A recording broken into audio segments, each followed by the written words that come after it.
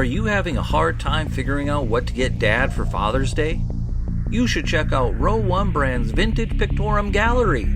They have America's best sports art.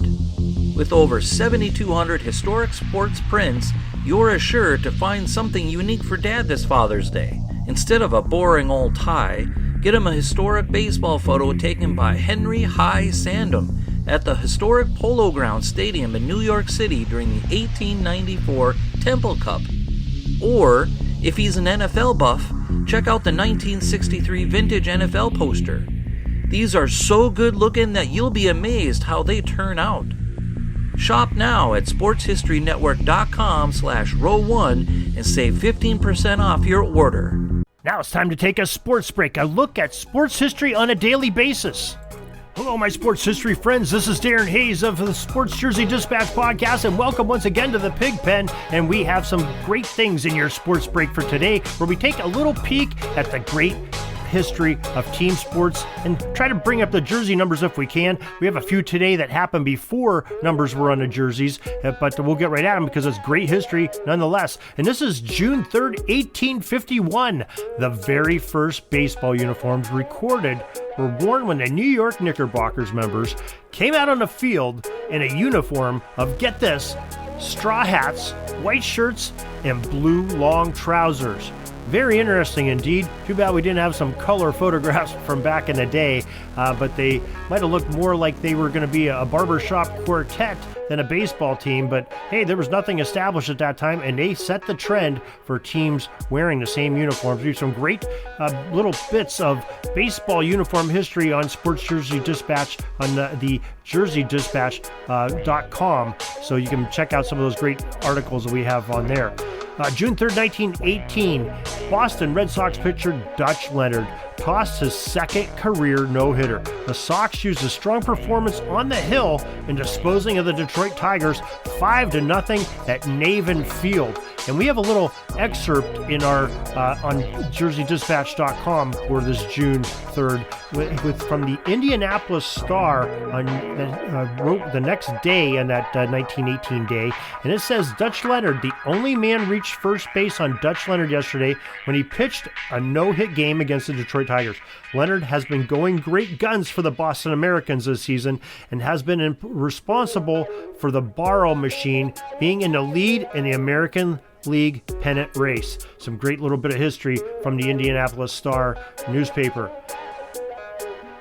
Our third item happens on June 3rd, 1932. Future Baseball Hall of Fame first baseman, New York Yankees number 4, Lou Gehrig, the Iron Man, became the first Major League Baseball player to hit 4 consecutive home runs in a Major League Baseball game. Did I read that right? Yeah, 4 consecutive home runs in one game.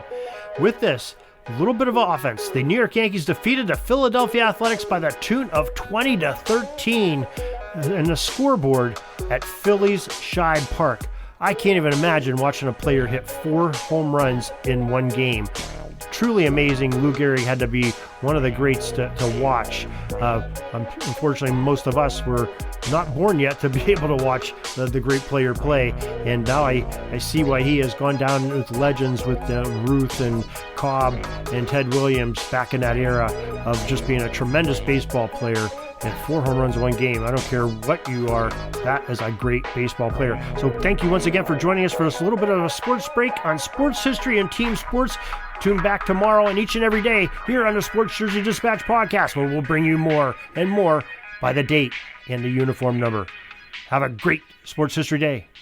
Sorry, but my pitching coach just called timeout and he's coming out to the mound. I think I'm going to get yanked for a reliever. We'll see you back tomorrow for some more great sports history on Sports Jersey Dispatch Podcast.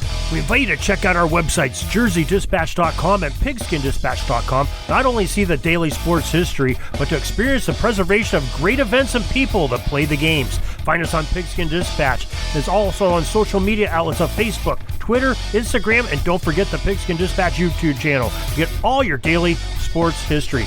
Pigskin Dispatch is happy to be associated with the Sports History Network, the sports headquarters of yesteryear, found at sportshistorynetwork.com.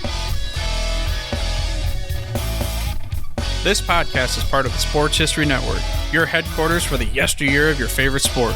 You can learn more at sportshistorynetwork.com.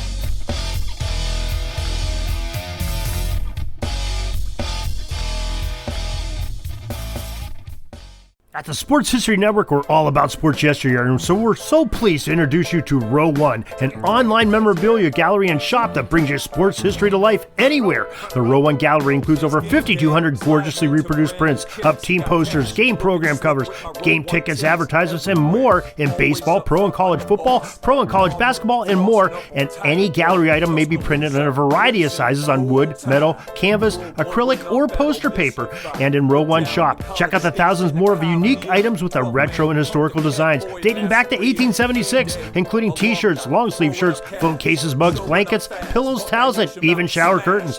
Go to sportshistorynetwork.com, ROW1, for access to the full Row One catalog and for gallery prints and gift items, plus get a 15% discount off all prints on the Row One Pictorum Gallery with coupon code SHN15. Follow the link on the show notes.